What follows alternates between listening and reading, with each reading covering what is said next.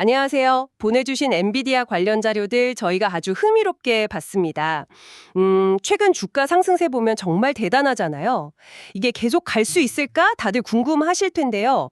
그래서 오늘은 모건 스탠리랑 골드만삭스 분석을 좀 깊게 파보면서 엔비디아의 장기적인 성장 그림이랑 또 단기적인 현실 제약은 없는지 그걸 좀 자세히 들여다보려고 합니다.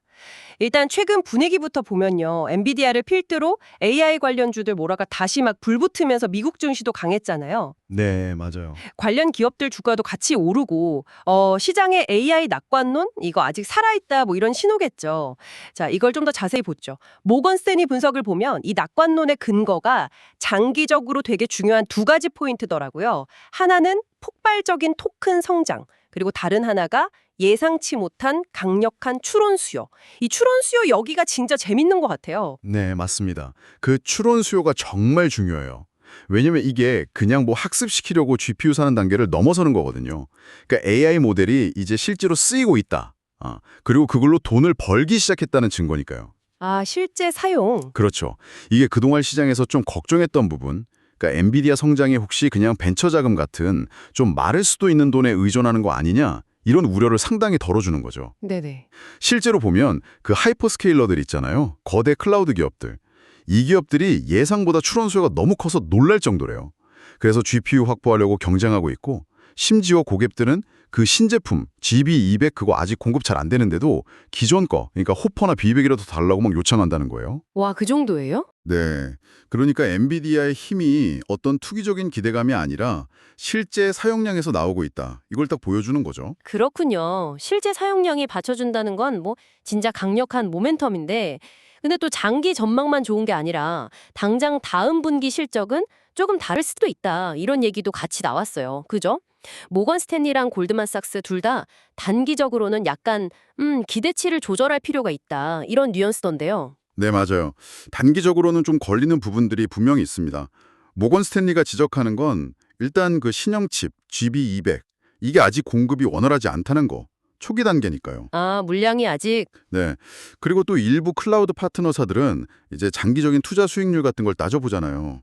그래서 당장 기존 모델인 호퍼를 추가로 막 사들이는 데는 조금 주저하는 모습도 보인다는 거예요. 아, 투자 시점 조절 같은 거군요. 그렇죠. 결국은 그 신제품 나오는 시기랑 맞물려서 공급망 문제도 있고 고객사들 투자 결정 타이밍도 있고 하니까 아까 말한 그 강한 장기 수요가 단기 실적에 바로 뭐랄까 확 반영되기는 좀 어려울 수 있다. 이런 분석인 거죠. 골드만삭스도 비슷한 얘기를 하는데요. 몇 가지 리스크를 좀 더 구체적으로 짚어요. 우선은 이 높은 기대감.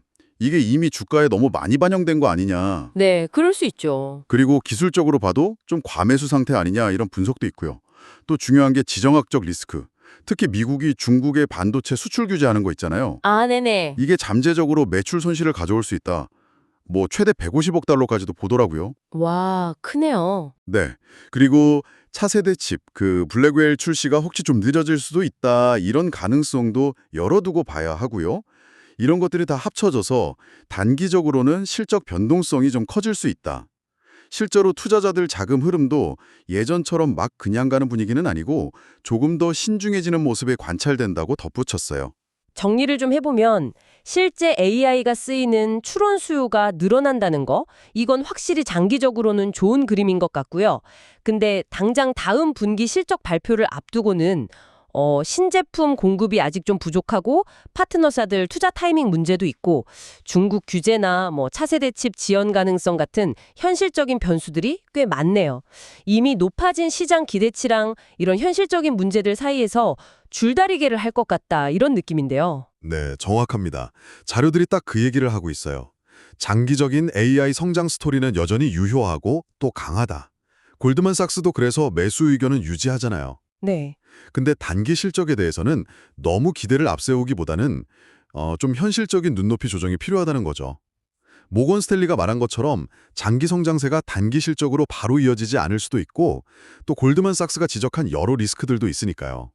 그러니까 실제 발표되는 실적 내용을 좀 차분하게 확인하는 게 중요해 보입니다. 마지막으로 이런 질문도 던져볼 수 있을 것 같아요. 오늘 얘기하면서 예상치 못한 추론 수요가 되게 중요한 변수로 나왔잖아요. 네, 그렇죠. 이렇게 AI 기술 환경이 빠르게 변하는데 혹시 또 다른 우리가 전혀 예상 못한 어떤 수요나 변수가 나타나서 지금 말한 단기적인 제약들을 뭐 그냥 무색하게 만들 수도 있지 않을까? 아니면 반대로 또 새로운 과제를 던져줄 수도 있고요. 이것도 계속 지켜봐야 할 포인트 같네요.